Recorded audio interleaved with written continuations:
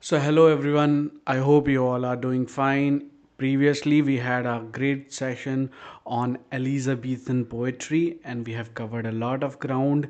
And we also kind of predicted that there will be 5 questions on this particular session, right? And to add more, if we add drama also, there will be 1 or 2 questions. So basically, you're getting from this session alone around 6 to 7 questions, and that's a lot, right? So let's continue. We have still like couple of poets left, and that we'll cover today, including Donne, and then we'll quickly move to our university wits. And for that we have special codes for you to remember all these stuff, right? So let's begin. Here we are. We were talking about Michael Drayton, right? So in Drayton, what you have to know is this particular stuff, this work, Polyolbion.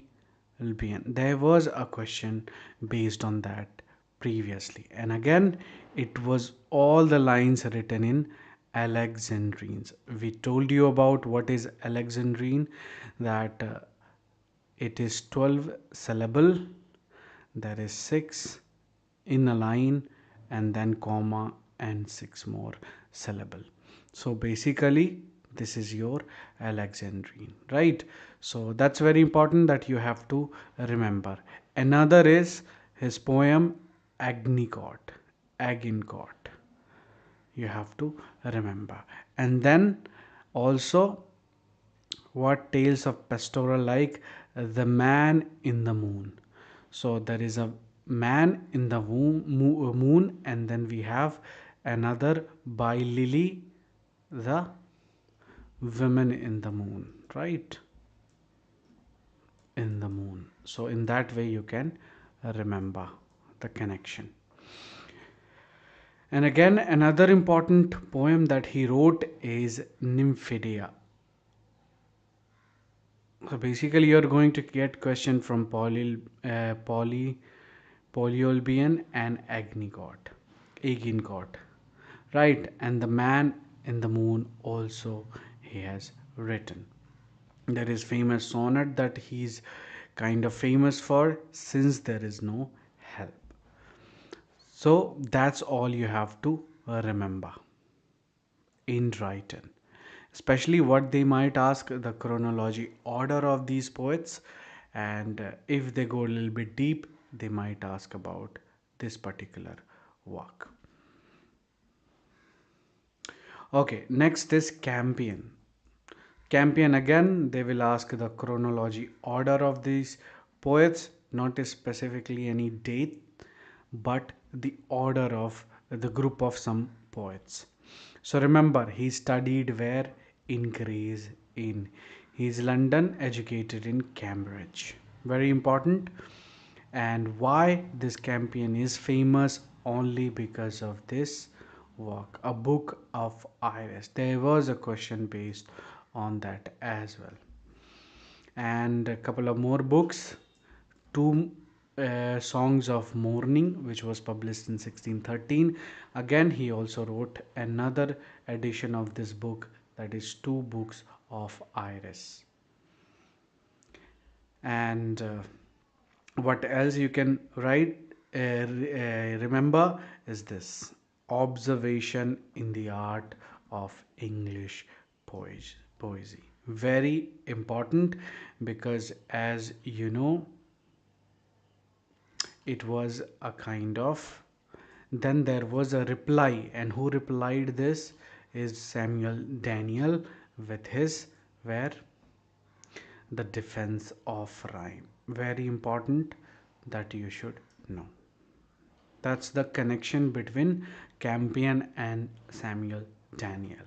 So in that perspective, this, you know, is ideal. I mean, they can ask the question. This kind of, the link is ideal, that you might face these kind of questions in your exam. Anyway, let's move with Fletcher and Fletcher's brother, especially Phineas and Giles. Remember, they were brothers and poets. They both educated in Cambridge, and the poem is famous, The Purple Island. Who wrote it? Phineas Fletcher.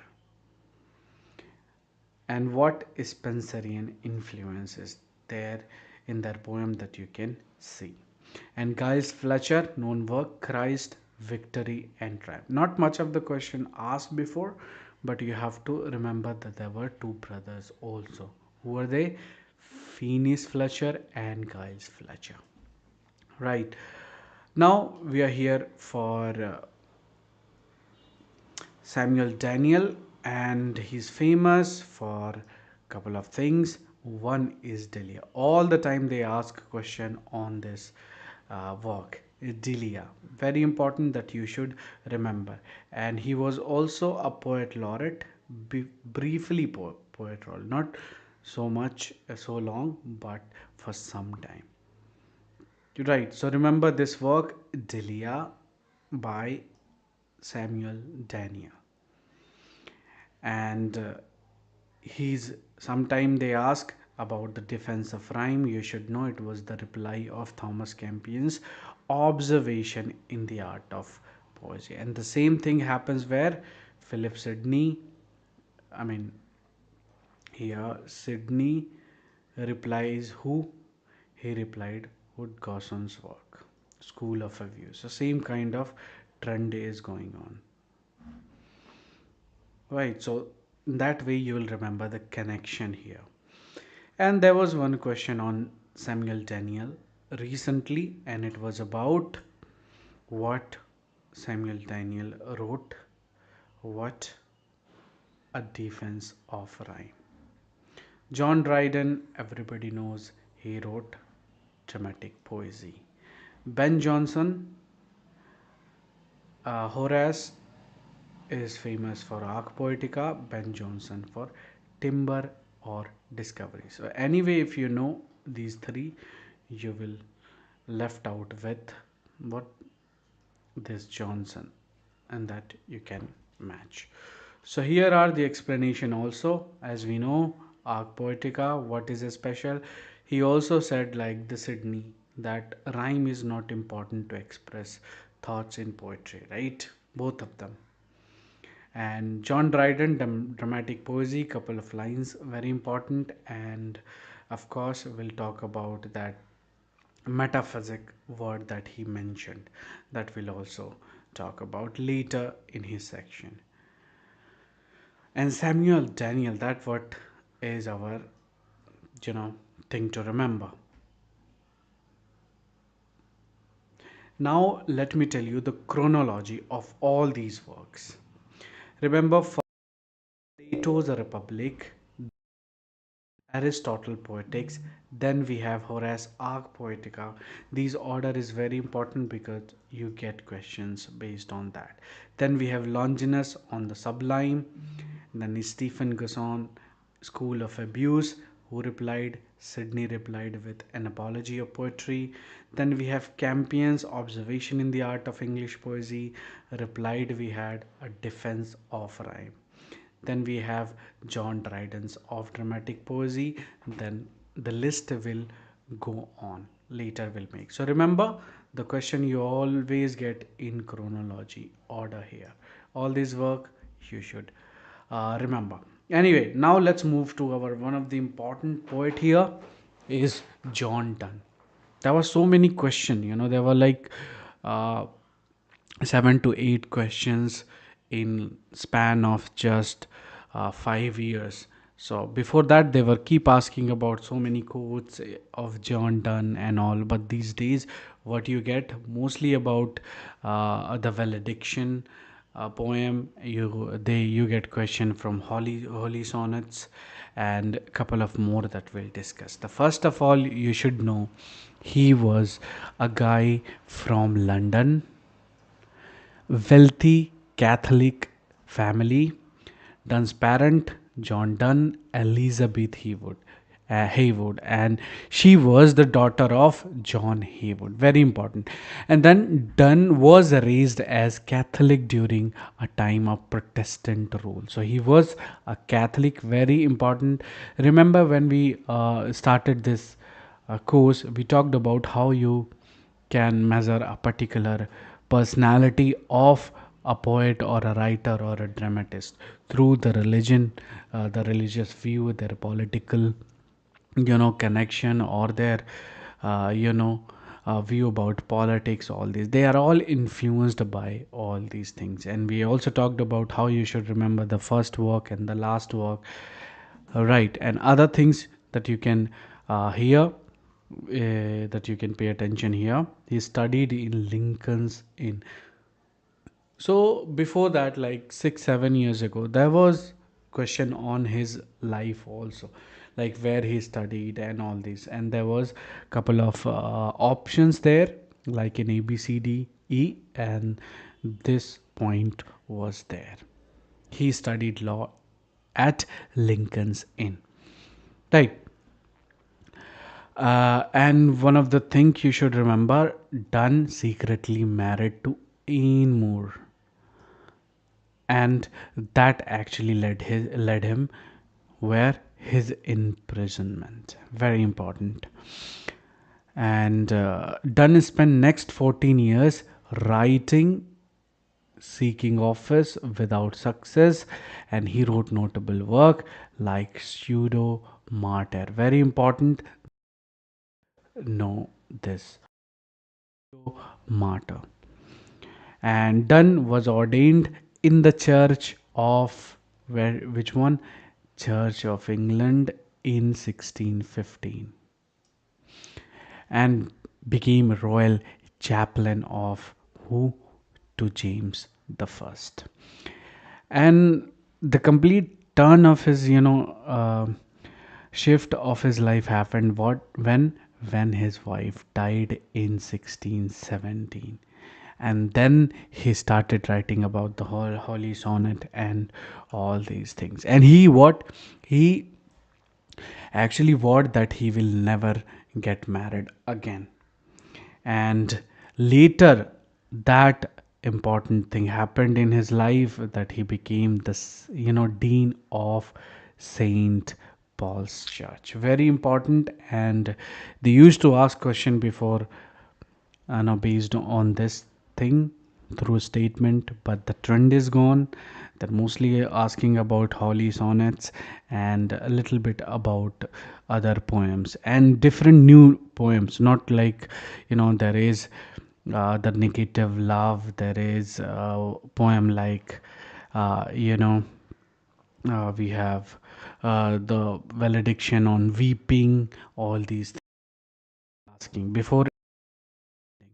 But right now they are just asking something new about Done. So basically what you have to pay attention when you see new work, it should just stick in your mind that it is important, and there are chances that they might ask a question on that too, right? And his prose work, very important, the Pseudo Martyr. They have asked question on that, and they might ask again. Donne's poetry include in his satire the progress of the soul, very important, and anatomy of the world. Donne's poetry, as we know, he belongs to the metaphysical style.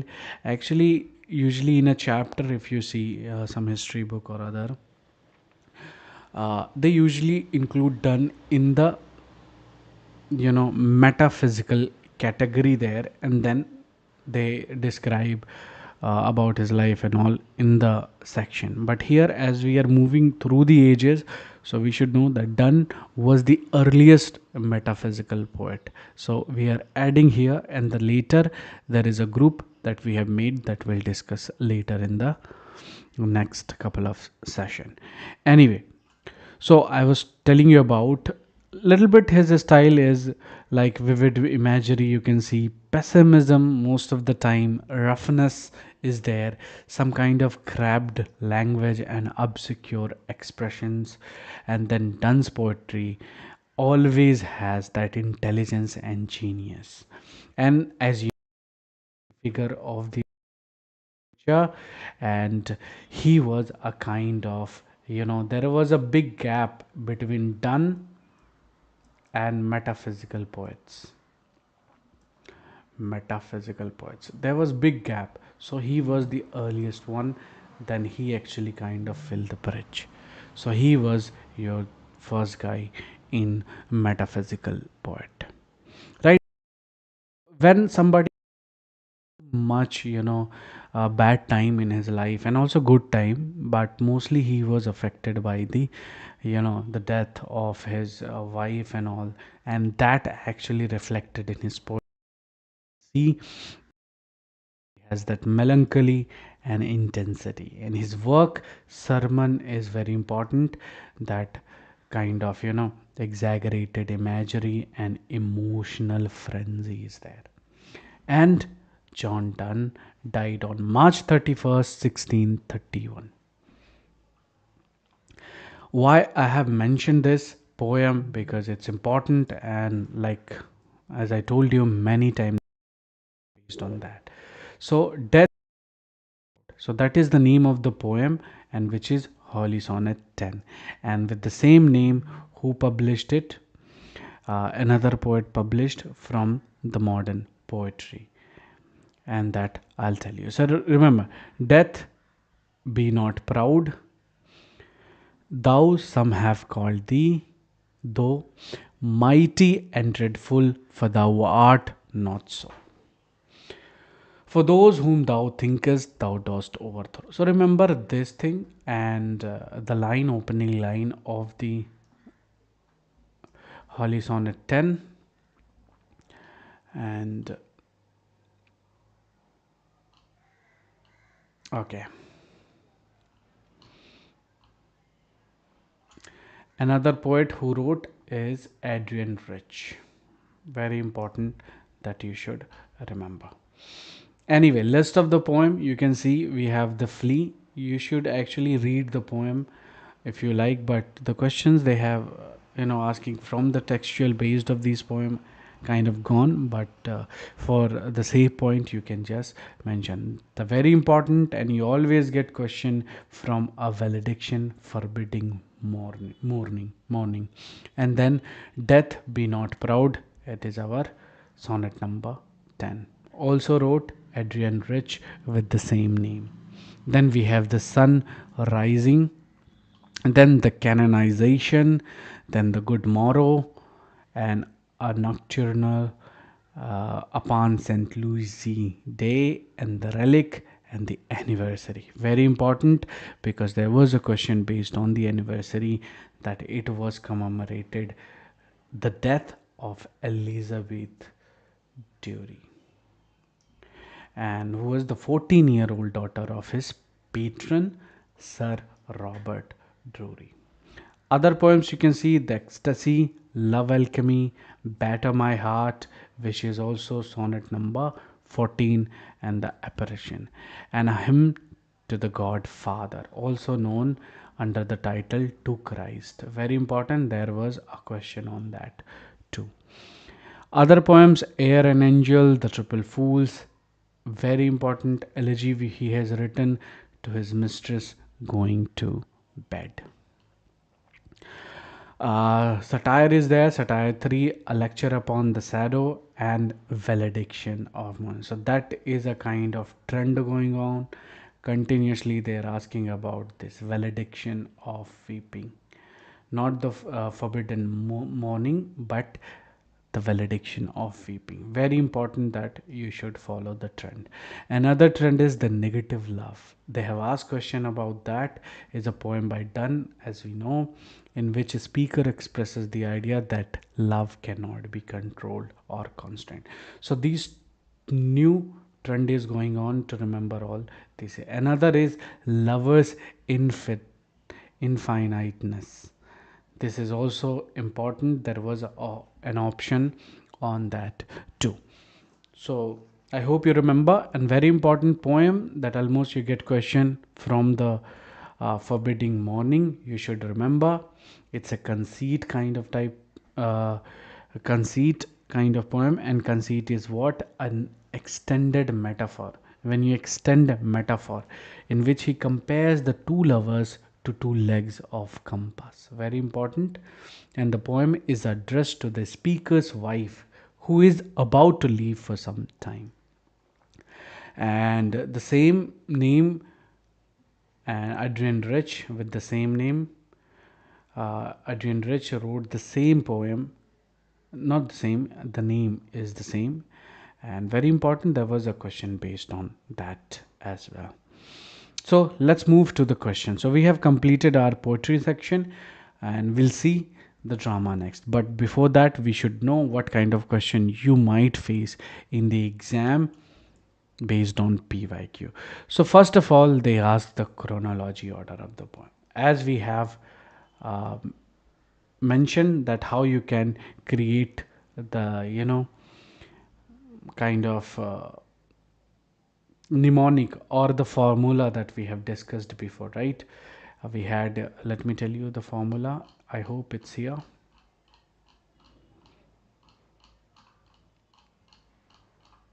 So many questions. See, let me see if the chronology, the code is there that we'll discuss. But first, let me tell you, let's solve the answer first.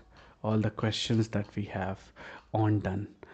So, through order. So, when we have that code, remember the oldest, then we have older, then we have here younger, and then we have here twin but we have what herb scare code, remember from the last session we talked about herb scare, then here twin, then here twin. That's all is there, then you'll remember. So why I'm just putting this code formula there, because at the end of this poetry section I will kind of solve this formula for you. So through the code you will know. The youngest was Marvel, remember in the list that we discussed. Milton will come, of course, but Donne is before Marvel himself. Lovelace, Carew. So Herb's Care is already there. Through. So Carey came before our youngest poet Andrew Marvell in that list. Right. So EA should be later. So where is EA? Here. So the answer is somewhere here between. Then we have Richard Lovelace, John Donne, Milton. So as we know, Milton is kind of very late, after even uh, our Marvel. So we can just put Milton below B, below A, and Donne should be definitely before him. C. So C, E, A, B kind of series it might become. But let's see. We have C, as I told you. C is here at the top. Then we have E. So D should be in between and E is here. And B should be the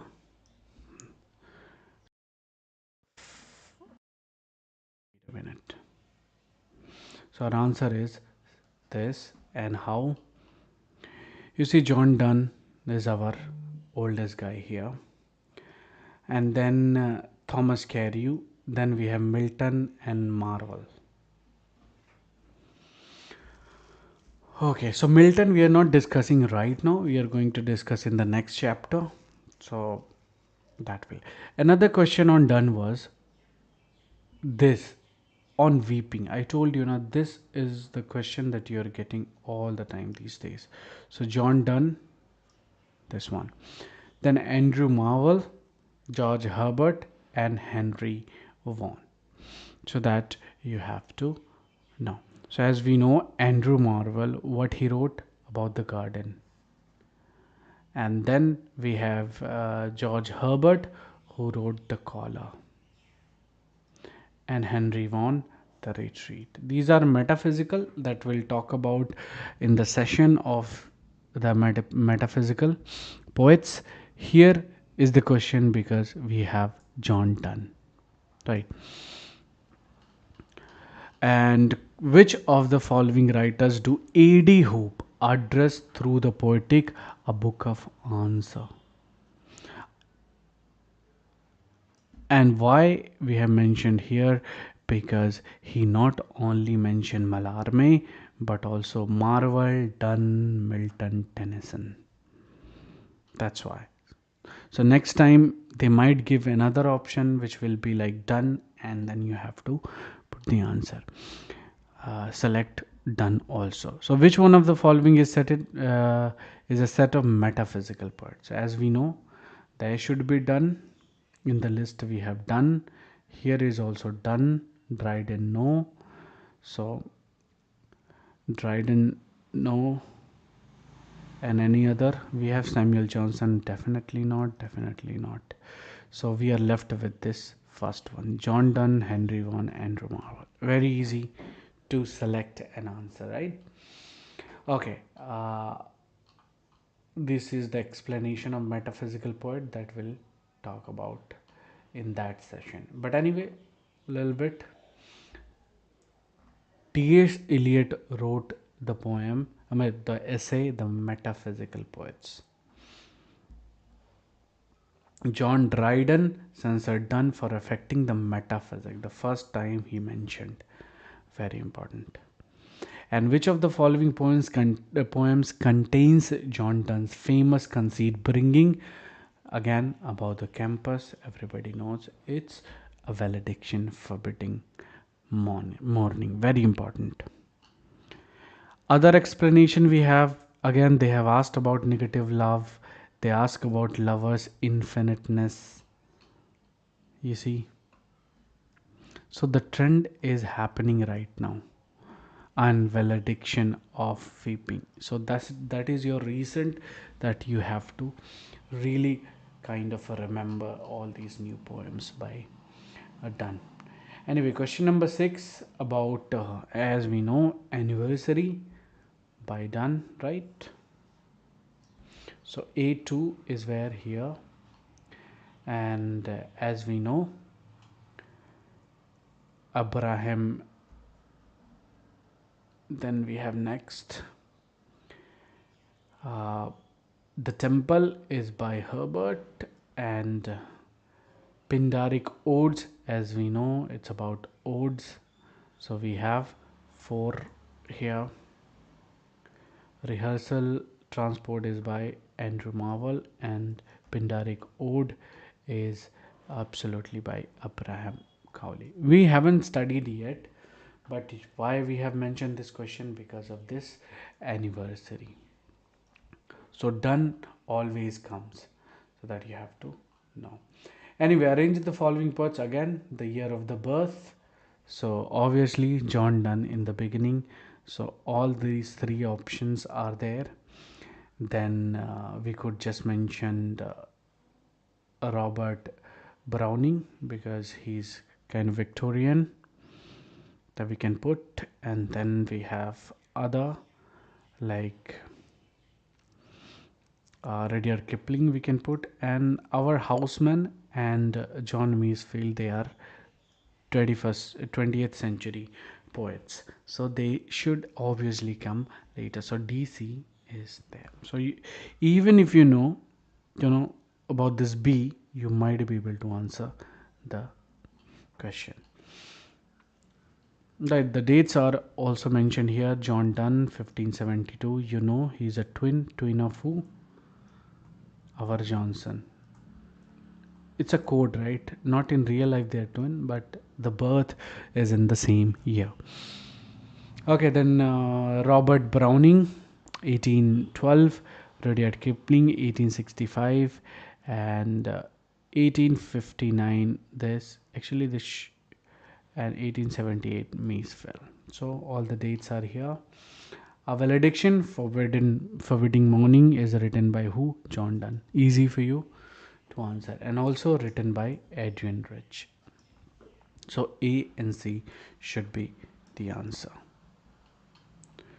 Then question number 9, again they're asking about the chronology order. So most of the time you're getting question from the chronology. So as we know, who's the older guy? Our Spencer. So we can put B in the beginning. Then older is who? Our Sydney. We can put C here. So even if you answer 2 first, you will be able to recognize the answer, right? And as we told, herbs is at the end. So this should be at somewhere around here.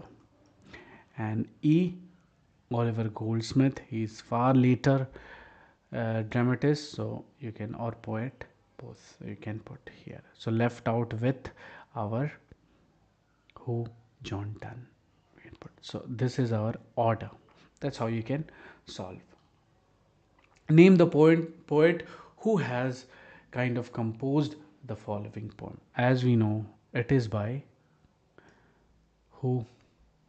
Our Donne, right? Hymn to my God and my sickness, and forbidding mourning, and also elegy on mistress. So see, again this trend is going on many times. They're asking about this valediction of weeping and negative and another love, right? And these things they're asking, and our answer is John Donne. Easy to mention. I mean, remember, the list of the poems are there. We've already discussed. And the chronology to remember, very important, that I wanted to tell you the code, right? So as we know, our oldest one is Spencer, oldest our code, right? And then the youngest in that era was Marvel. And then what we have, older Sydney, and then we have two twin. The code, actually I made it like that. uh,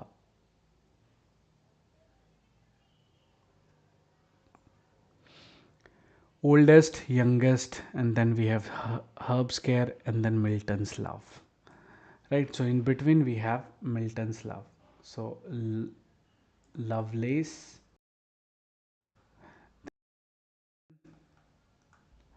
and then we have what? Herb's Care means Herbert, then Care means Carew, and then we have two twin, Dunn and Johnson, and then we have Campion, and then we have again twin, Marlowe and Shakespeare, right? And we have Sid Kid, which is our older guy, and Kid after that. And then we have Dandruff. Dandruff means Drayton, and we have, this is Daniel and this is Drayton. So through that you can remember the full code of this, right? Okay, so based on that, we have the order. Indicate the correct chronology order of the birth of the following poets. Right. So we know oldest is A. Where is A? Here it says A. One option is here, and here also. So the rest you can just cancel. And oldest. Then what we have? Uh, the youngest, here it won't follow. The older might follow. So our answer D, John Donne.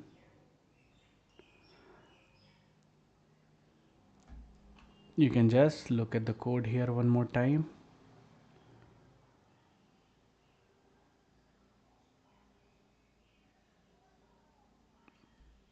Another twin, Dunn and Johnson. These two twin are in the same age. So through that you can easily answer. Another question indicate the following. Again, older. Spencer is not there, so older is our guy B. A, where in every option we have A, and we have also Campion, then Thomas Kidd, John Dunn, Michael Triton, Dandruff. Remember that code is there. So through that, if you remember the code, you'll be able to answer. Anyway, indicate the correct chronology order of their birth. Again, Richard Lovelace. So we have youngest here. So B should be at the end somewhere here. So this you can cancel. The rest you can just make. Then we have Milton's love, right? So Milton should come before Lovelace. So that you can also, like here, D herbs. Then we have herbs care. Remember? So through that you can answer. Same question, this is for your practice through the code. The another, so now we can begin our next session, which is drama, and we'll try to cover everything if it's possible, but before we should know the chronology order of and code to remember that university wits. So for a very good code, Lodge is peeling a green marshmallow for breakfast for his kids. So these are the people in your university wits. So Lodge is Lodge, of course. Peel is what? Our peel, and green is our green. And marshmallow represent three things. Represent Marlow, Marsh become Nash. So Nash, right? We have marshmallow, and also she include, but he is not university wits. Marshmallow, a lily also. In that we include lily. For breakfast for his kids. So last is Thomas Kid. So easy to remember the code through this. Lodge is peeling a green marshmallow for breakfast. So you can remember the university wits completely, right? Okay. So a little bit about university wits, that they are from two great university. One is Oxford and one is from Cambridge. And who are from Oxford and who are from Cambridge. So this marshmallow, they are all from this Christopher Marlowe, Robert Greene, and Nash are from Cambridge, and John Lilly, Thomas Lodge, and Green Peel from Oxford. Right. So that's what you have to remember. There was a question also based on that, and we have put it here because to explain more. So, which of the following qualities of heroic treatment was not needed? Remember that, underline, not needed in the plays in the university. What should not be there? Splendid description. It should definitely be there. Then it will be called a heroic treatment, right? Then long and swelling speech. Always these university would use that long and swelling speeches, and the handling of violent incident. Most of the time it's a revenge tragedy and all. So you can take an example of Tamberlane also. So through that, all these three options are coming, and lives of a common figure. Definitely it was not there. So that is our answer, right? Easy to figure out.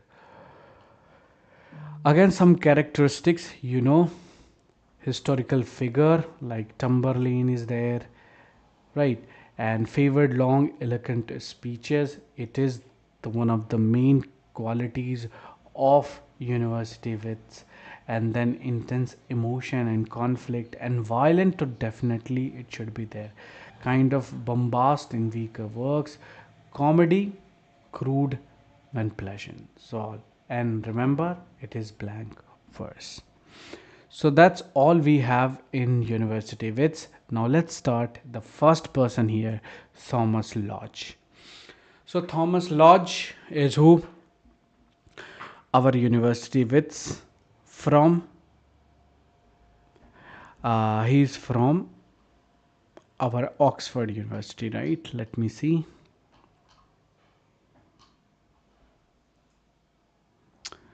So Lodge is from Oxford.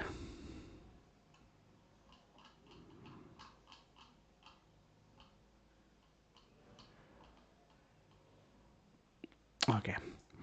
And why he is important? Because the wounded of civil war, and he was a kind of imitator of Lily's euphemistic style. He actually co-wrote a looking glass for London and England with Green, and the young juvenile, actually Greens actually told, made him like a young juvenile in his work Groats Worth, where he said about Shakespeare, right? That upstart crow. Remember that? Upstart crow. There he said. And Collins' Cloud Come Home Again may reference Lodge as Elcon. So that's all you have to remember in Lodge, especially that he's included in university wits, that you should remember. There was a question: name the playwright who has written Galathea. So as we know, it is written by our Lily, but he is there in the option.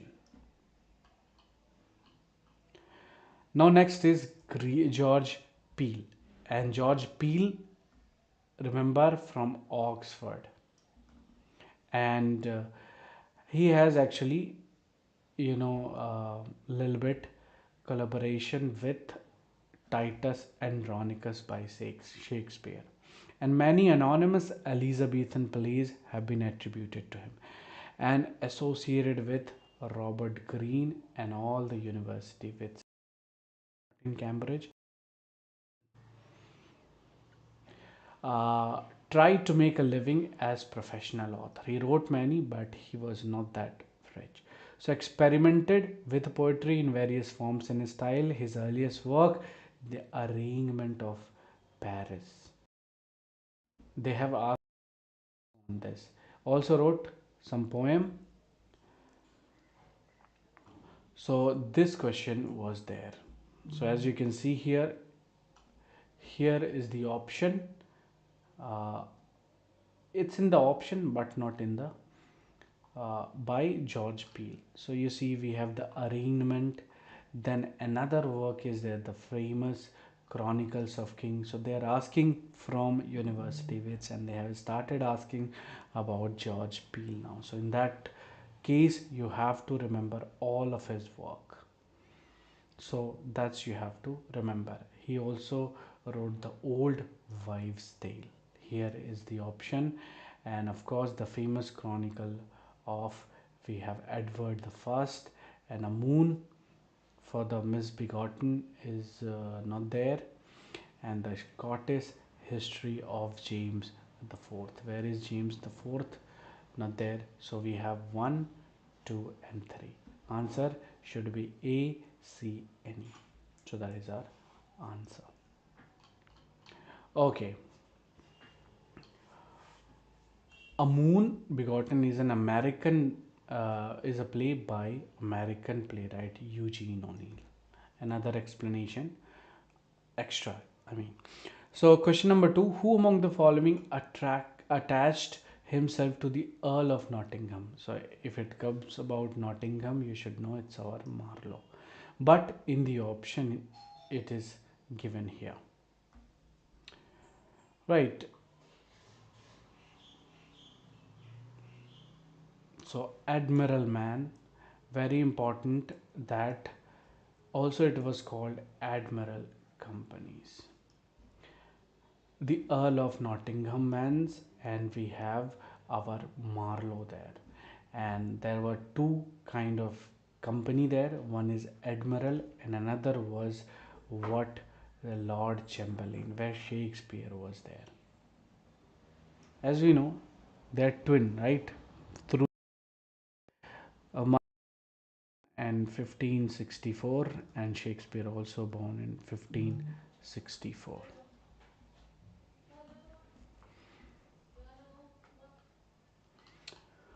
Okay, next question about Robert Greene. He is very important for you guys because of the, a little bit fight between Shakespeare, right? Remember that controversy with Shakespeare where he said, "What an upstart crow." To Shakespeare, he said in his where he said, they are asking now about this too. Before they were asking who said about Shakespeare, now they are asking where he said about Shakespeare. So, Groat's worth, very important that you should remember. And many of other thing that he did, that you are, going to get questions in your exam. As we know, he's from Cambridge and University, both places. And important thing that you can remember this work, Alphonsus. They ask about it. We have a code for this also that I'll give you. The code is an elf. One more time. An elf panda. An elf panda. So you can, elf mean Alfonso. Then we have panda means pendosto. All the work you have to remember because they're asking question on his work. Mnemonic that we have, his name, right? Then elf we have means Alfonso, Alfonsos. Remember that. Then panda we have what? Pandosto, and then we have frights or fights.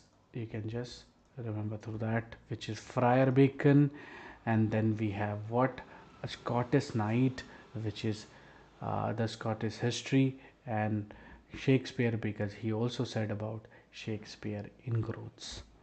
Remember that, Groats worth.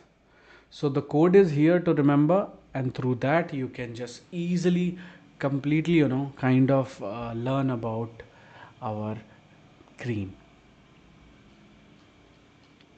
Question, there was question about Robert Greene, that following plays are written by Robert Greene. We know the code. What was like, right? Green, elf, panda. So even if you remember that much, you'll be able to answer. Here is there, and we have about so B is there, and we have King of Aragon. He also wrote the Old Wives' Tale, very important. Next we have Thomas Nash. Thomas Nash, what you have to remember is that the Jack Wilton, this full name, Jack Wilton, the unfortunate traveler. They used to ask a lot of question on that, but right now they're asking about the chronology, and what they ask about the character in the unfortunate traveler, and this works, chronology of this work, the unfortunate traveler. So that thing you have to remember, right? So he was from Cambridge, very important. Then we have John Lilly. You should remember all the works of John Lilly because they're asking question on it. So first you should know that he started this style called Euphues. And what does it mean? It means, you know,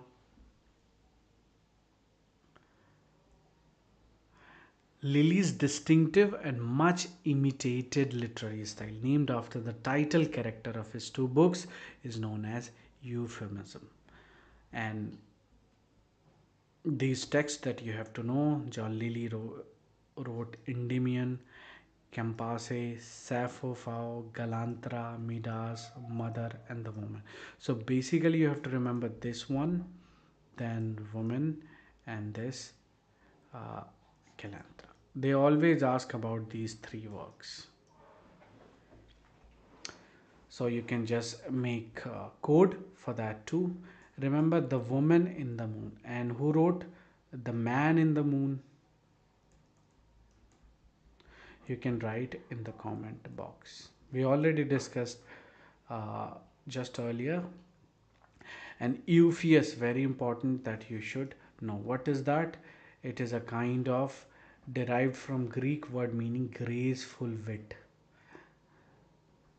And Lily adopted the name of Roger Ascham's schoolmaster, describing an ideal student.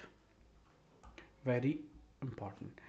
Some of other question that you can see on green, that they were asking about who has written Galanthia. So our answer is simple, Lily. And then now we can just move quickly to our Christopher Marlowe.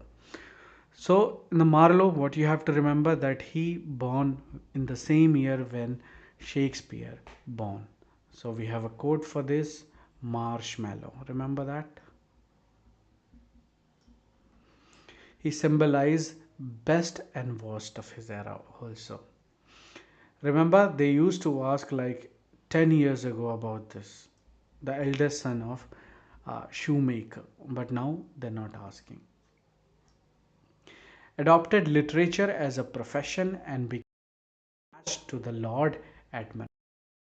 Important question, always they ask from that. They recently asked on point admirals players.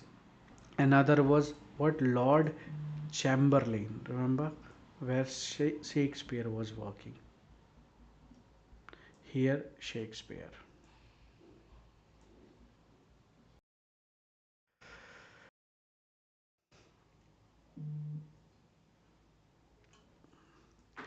He was actually got jailed because of this accusation of atheism, and he died in tavern brawl.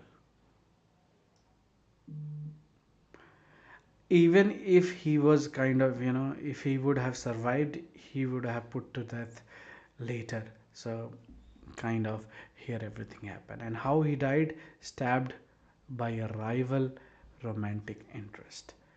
And then Marlowe's work paved the way for tragedies of Shakespeare. Marlowe's tragedy, Shakespeare's depth of humanity.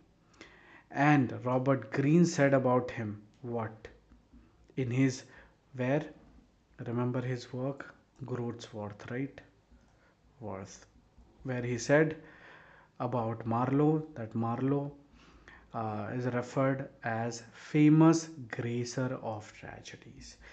So he not only commented on Shakespeare, but he also commented on uh, John Lilly, and also he commented on uh, who? Our Marlowe, famous gracer of tragedians. And Green himself said also there is no God for having studied pestilent Machiavellian policy. Okay, kid also, it was kind of, in couple of papers that was found in his room, that kid shared a room with Marlowe. So that's how they know each other. And Marlowe's characters are, as you know, bleak in nature. There is no emotion in them. They're kind of barbaric and kind of enormous, majestic qualities. Grandeur, grand thing is there. That's why we have Marlowe's mighty line. Remember? And who said it? It was Ben Jonson who said it. Okay, and his work lack what humor, flexibility, and sweetness. His characters are mostly, often inhuman, barbaric, and grand epic ambitions is there, and desires, all these things. And Tamberlane the Great is among, and it is actually regarded as the best work by, you know Marlowe. And as you know, he also wrote Dr. Faustus and the Geo of Malta and Edward II. His tragedy always happen what the character goes to the top, kind of, reach to his heights, and then he falls very down. So kind of it goes up and then completely tragic downfall. So that kind of theme is there in Marlowe's play.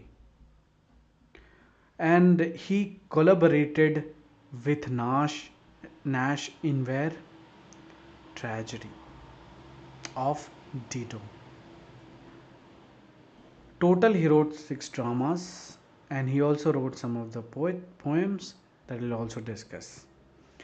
Remember, Tamberlane was the first work. Actually, Dido was the first, but it was collaborated with Nash. And for completely individually, what he has written, Tamberlane the Great, in blank verse. And his last play may have been the Geo of Malta. And the other last is there, which is incomplete. Right, let me tell you about his first work, which is Dido, Queen of Carthage. You have to remember that it was collaborated with Thomas Nash. That kind of question they might ask in your exam. And the playwrights relied on book 1, 2, and 4 of what? Virgil's Aeneid. Plot is very simple, kind of intense dramatic tale of Dido and her passionate lover Aeneas, and what happens? Aeneas betrayal of her and her eventual suicide for Italy. Dido. Very important is Tamberlane the Great. Is important work, but there ask a lot of questions play. But these days, what happens? They're just asking about the chronology of Marlowe's work. That kind of questions are coming. So Marlowe's, as you know, mighty line Ben Jonson called only because of this work. Very important that you should know. So what happened in part 1? Tamberlane, first he was a shepherd, then he became in second part a king, and his follower of Tamberlane, Techles, in second part, what happened? He becomes also the king of Fez. Then again another follower was in part 1 he was a follower, and then he also became the king of Morocco. And then we have Therimedes, who is also Persian lord and follower of Tamberlane. And again he also becomes a king. So kind of whoever was his follower, the king. I wish he would live, right now, and will follow him, and then will eventually become king of somewhere, right? King or queen. Anyway, in that we have one lady character, Chenocrate, was the daughter of Soldan of Egypt, and in part 2 she becomes the wife of hmm, who? Tamberlane. Plot here: he was a shepherd, then he became very powerful lord, then he becomes the king. He marries to the daughter Xenocrate, and who was a Turkish emperor, and then kind of Tamberlane makes that follower, remember, and then he becomes the king, and all these things happened in the what? Tamberlane. Then we have what? The Geo of Malta. It was actually last printed work. That's why it is in the and last printed work. Full title, the famous tragedy of the rich of Jew of Malta. Five acts, usually in all the plays, right? Produced in 1590 but printed in 1633. That's why we have put it in the last. The play opens with a Machiavelli character that you should know, and who's our that character. So he was the real kind of villain, if you would say. He was a wealthy Jew, and he loses what everything to the governor of Malta, and he tricks the government's son and his friend, causing their death. So he kind of is taking the revenge. Daughter Abigail bride becomes a Christian nun. In revenge, Barabbas, what is that? He poisons Abigail and the whole nunnery. This kind of villain that Barabbas was. And Barabbas was strangles who? Friar Bernardine, and frames another friar for the murder. Ithamor, his slave, betrays Barabbas to a prostitute and her friend, and Barabbas poisoned them again. So that our character Barabbas poisoned everybody in the play, right? And what happened? Barabbas at the end suicides and plots to kill all the Turks, and there was famous quote for that. That sometime and they ask. Now we have important work, Dr. Foster's. In Dr. Foster's, what kind of question you get? Kind of everything they might ask about Dr. Foster's. They're not asking recently, like there is no kind of very deep questions, but who knows when the trend changes, right? So Dr. Foster's is very important, the date and the chronology of that. So as we know, the first work of any playwright is who here? Marlowe's case what? Dido. The last is what? Malta, right? And the first individual play is our Tamburlaine. Remember the chronology. Then we have uh, our Dr. Faustus. So this is our order that you have to remember. Okay. Character you should know. We have the main character Faustus, then we have evil character or kind of devil Mephistopheles, then we have chorus, old man, good angel, evil angel, Lucifer, Wagner, clown, Robin and Raphael. These two new character is that you have to remember. Anyway, all the rest you know. Right, the chorus. In the beginning, what happened? The chorus actually build up the whole plot of the play. So chorus said about Faustus that he was a low born and very kind of intelligent, and also earned quickly earned at the University of Wittenberg. They have asked question on that. That's why we have put Wittenberg University. And there was again another question was on necromancy. And Faustus is what? German scholar seeks power through magic, good and evil angel, what? Offer path to salvation or damnation, but he kind of uh, doesn't listen to them.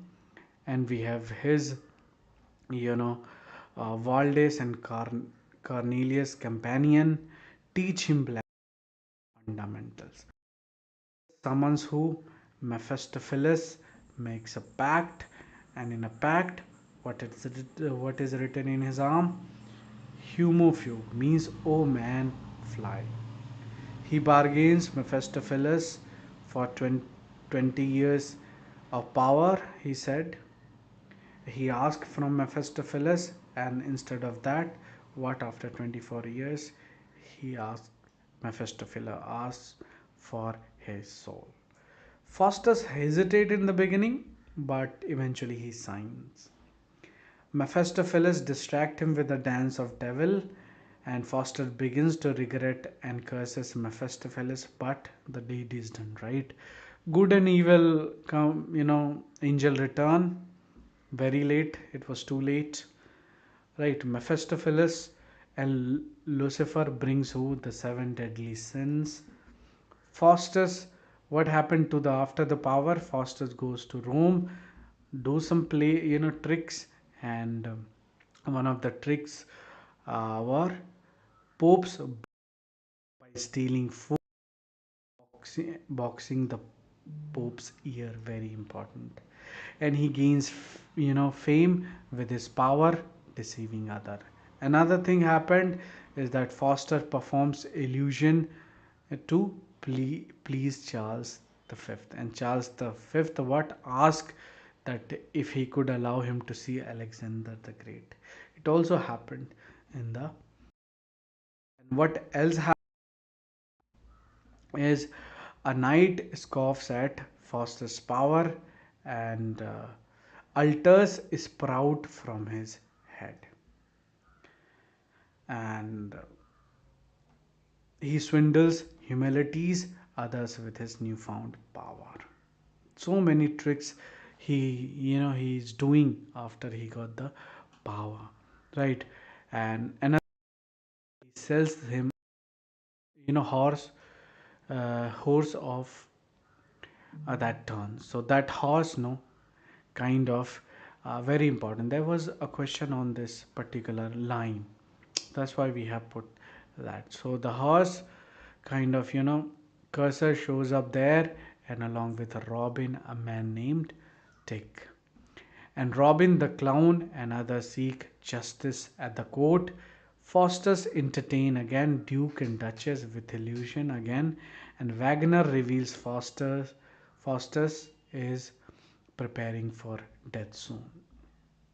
So all that 24 years is gone. And at the end, when he was very depressed, he summons who? Helen of Troy for love and comfort. And then there was this quote. Was this the face that launched a thousand ships? Kind of hyperbole, right? And burned the topless towers of Ilium. At midnight, what happened? Mephistopheles comes, and Faustus plead for mercy, but it doesn't happen. And at midnight, devils drag, and Faustus went to hell forever. So that is the story of Dr. Faustus. Edward II, another one. The full title you should know: The Troublesome Reign of Lamentable Death of Edward II, King of England, with the Tragical Fall and Proud Mortimer. This is the full title. And plot is, remember one more thing about the Edward, the all the history thing, no, even in Shakespeare history, please, all the source kind of, coming from where? There was only one source, and that was a Raphael's Holinshed Chronicles. Very important that you should know. There was many questions based on that before. And plot is simple. What happened? There is some kind of, betrayal in the work, and then there was plot of killing the king and all this thing. So remember, Gaveston is the story of Gaveston returns from exile, causing lordly kind of plots. Rebels capture Gaveston. Isabella betrays Edward. Gaveston is killed. Edward retaliates and wins. Isabella allies with France. Edward flees to Ireland. Edward is killed. Mortimer executed. Edward III ascends. And the massacre at Paris, very important. And why it is important? Because it was incomplete, and then it was completed by our Nathaniel Lee, like 17th century writer, remembered for the song of Henry Purcell. And if that is all you have to remember. Some poetry, in poetry very important is amorous, very important, because they have asked question on that. And then we have the passionate suffered to his love. Why it is famous? Because of this line, come live with me and be my love. Hero and Leander by Marlowe. It was unfinished but later completed by George Chapman. Very important. And what happens here is that hero, a kind of prestige, lives in chastity and cestos. Leander from Abydos falls in love with Hero and he convinces her to abandon her vow of chastity. Leander swims Hellespont nightly to meet Hero. Neptune mistakes Leander for Ganymede, returns him safely. So basically, what you remember, this poem was finished by George Chapman. Little bit I have extract to show you what mighty lines are like from Tamburlaine. So we have opening line, as you can see, and I have marched along the river Nile. Simple, right? Not kind of grander. To Macheda, where the mighty Christian priest called John the Great sits in milk white robe, whose triple mitre I take by force, and made him swear obedience to my crown. From Trunch and to Cazetti did I march, where Amazonian met me in the field, with whom, being women, I washed, what saved a league, and with my power did march Zanzibar's power. The steam part of Africa, where I viewed the Ethiopian sea, rivers, and lakes, but neither man nor child in all the land. Therefore, I took my course to Manico, where, unresisted, I removed my camp and by the coast of Baithar at last. I came to Cuba, where the Negroes dwell, and conquering that made haste to Nubila. There, having sacked Borno, the kingly seat, I took the king and led him bound in chains. So all these big kind of mighty description, grandeur in line, and of course our blank verse, these makes, and these heroic couplets is also important. Okay, so that was all about Marlowe. Let me tell you some questions that they have asked in question. Mythological character is Faustus. In the prologue of Canterbury Tales, which was the mythological figure? It was Icarus. Icarus is actually the character from Greek mythology who flew too close to the sun. Right? So, here exactly what happened. In all of his work, the main character goes really beyond his limit to up, and then suddenly turn happens and then he falls completely down. So that is their characters happens in him and then completely fell on the ground, right? So that what happens here, and that's what represent Icarus, who actually goes too close to the sun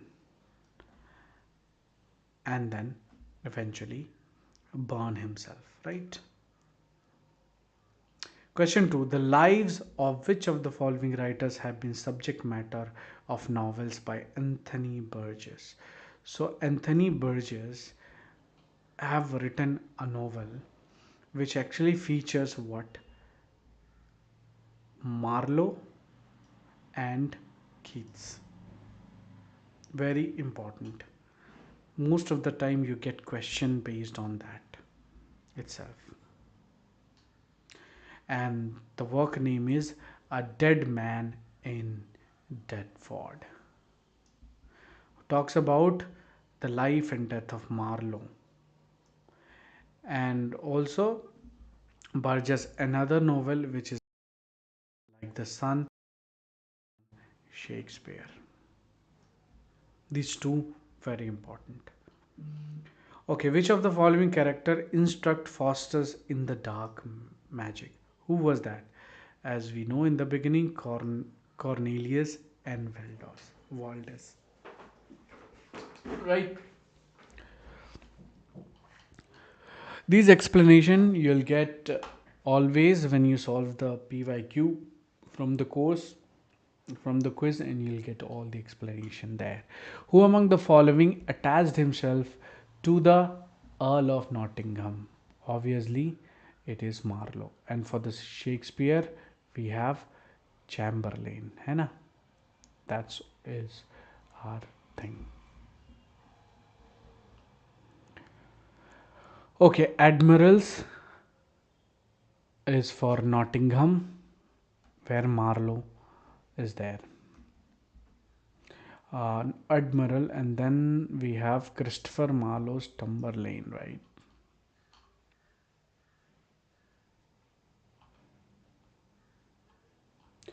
Okay, choose the correct chronology so you can the following text were written. So it is all about chronology in our what it could be. Mask of Camus, Milton, right? Paradise Lost, Milton. Wasteland should be at the end. Lycidas is also by Milton, and Hero Leander should be one because of, so B and E should be, B should be in the beginning, E should be at the end. Where is that? B and E in only one option, easy to answer. Right. Next we have Thomas Kidd. Thomas Kidd you should know only because of that revenge tragedy genre. He started where the, and his play is what also known as Hieronimo and Geronimo. And Kidd anticipated the structure, middle, final climax. So tragic situation is there. Hieronymo's character in the Spanish tragedy paved the way for Shakespeare's Hamlet. So both thing happened the same kind of thing. In Hamlet, what happens? Ghost appear in the beginning, right? And in Spanish tragedy, what happened?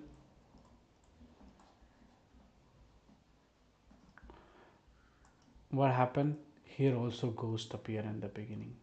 And what else happened? They both are revenge tragedy. And what else is common? Play within a play. Within we have, right? What here we have a play called Solomon something. Let me see.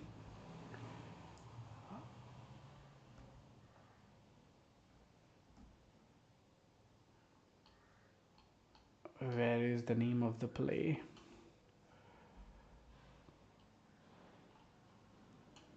This one. Soliman. That, and in Shakespeare Hamlet, what happens? Mousetrap. See, so everything is common between both. So kids were significantly what influenced Elizabethan drama, especially revenge tragedy, and some of his work that you can see to remember is the Spanish tragedy. All you just have to. There is another Soliman and Perseida, which was actually attributed to Spanish tragedy. Same thing happened as here. Many elements of the Spanish tragedy, such as the play within a play, used a trap, a murder, and same like in Shakespeare, mousetrap and ghost of a king. Same kind of thing happens. The play within a play is called this one, the Soliman and Perseida. Spanish tragedy begins with the ghost of Don Andrea, and in Hamlet, what happens? The ghost of king, who was actually killed in this Don Andrea in a Spanish tragedy, killed in a recent battle with Portuguese. Character that you should know, kind of important. They have stopped asking from, deep from this, but you should know most about it because that's a kind of, genre change. So remember all the character first. We have our protagonist Hieronimo, then we have our heroine Bellamperia, then we have Lorenzo and Balthazar, our villain. Then we have Horatio, Ghost of Andrea, Isabella, the king, the viceroy. Now let me tell you the story. The other minor character, Pedringo, Sarbine, Bisto, the ambassador. In the beginning of the play, you might see him, Alexandro and Viluppo. Let me tell you the whole plot of it. What happens in the beginning? There is a viceroy of Portuguese who rebelled against Spanish rule before the play. Okay, that was the plot of the. And then first thing happened like in Hamlet. Here Andrea's ghost and revenge serve as the chorus throughout. So the ghost appeared. What happened actually? Andrea was killed by Balthazar before Balthazar was captured. Andrea's ghost seek revenge for the injustice against him. So the play opens with Andrea's ghost and a revenge on stage. So that is our build up of the play. The second thing, what happened? The king, the king's nephew Lorenzo and Horatio dispute over what? Capturing Balthazar.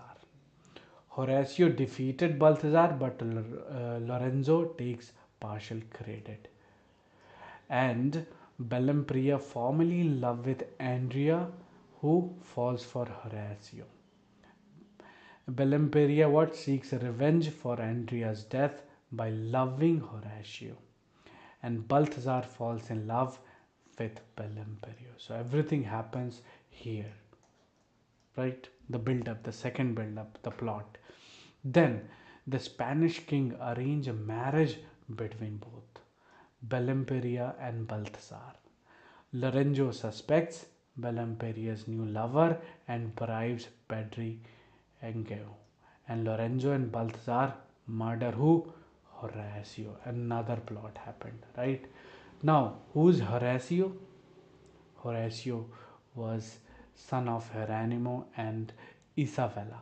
They find their son's body, leading to grief. Isabella goes mad and discovering, her son's death. She goes mad. Bellamperius. All the collapse is happening here. Okay. So Isabella goes mad. Bellamperius sends a letter written in a blood to Hieronymo. Hieronymo suspects that Balthazar what Horatio, and Lorenzo arranges a Pedrigono to murder Sarbinia. So again, small plot is happening here, and this character Pedrigano is sentenced to death by Hieronymo by the judge. Then Pedrigano expects a pardon from Lorenzo, which never comes. Lorenzo convinces the king that Horatio is still alive. Hieronymo is prevented from seeing the king to seek justice, and Isabella's suicide pushes Hieronymo into madness again. And Hieronymo digs at the ground, consumed the grave. And then what happens after this? All the collapse is happening in all these places. He what arranged to confirm it, like in Mousetrap in Hamlet, he arranged this place. Soliman and Perseda is performed with real dagger used. So Lorenzo and Balthazar are killed during the play by Hieronymo, and Bellampria what stabs herself during the play to avenge Horatio. Hieronymo reveals the truth, kills the Duke, and takes his own life. So everything kind of gone there. Right, so that's the plot, and there was a question based on that. Arrange the following plays in their chronological order. So as I told you, chronology. is important. Shakespeare we have, and Spanish tragedy. As we know, this is the first revenge kind of genre. So you can just put a revenge in the beginning. C. Where is C? In 2 there is no C. So we have 3 and 4. And the when you found out about the first one, you should know the last one. You have to find which one is the last one. So the country wife is a Jacobean, right? And the rival is the very late one. So we have also here D. Now we need to find these two. Where is D? So in both we have D. So we found out about the first and the last. Now we have to find the middle one. So country wife, as you know, is Jacobean, and Cymbeline is what? By this is Shakespearean, right? So we can just put B here, and then what? We have the country wife revival. So we found out the answer. Our answer is C, B, A, D. Easy to answer, right? So that was only the question in 6 year they have asked about a Spanish tragedy. Recently they have asked about it. I think some of my students, they were telling that there was a question based on the Spanish tragedy, and if you found the question you can also mention here. Anyway, so that's all today. We have completed our university wits done. Now we are left with Shakespeare, Ben Jonson. We have another,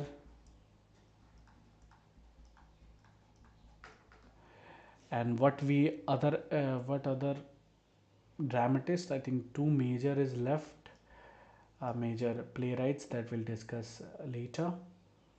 I mean next session, and then we'll also talk about the prose at that time. Right? We'll talk about Walter Raleigh and all these things. So come tomorrow, very important. Let's finish, complete our Elizabethan age.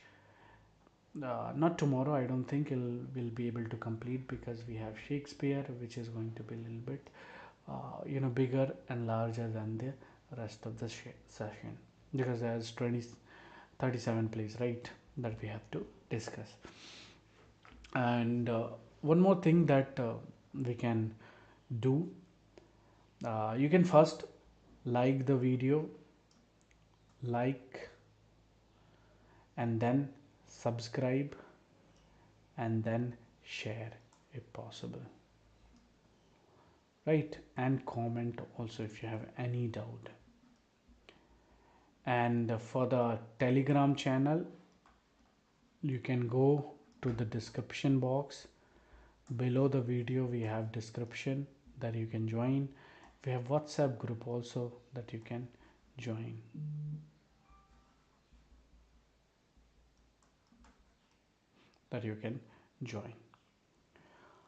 Okay guys, I'll see you tomorrow. Maybe I'll be preparing notes on Shakespeare tomorrow, and if it is finished I'll just take class, otherwise I'll do it at night or the next morning. So thank you so much and have a good day. Bye bye.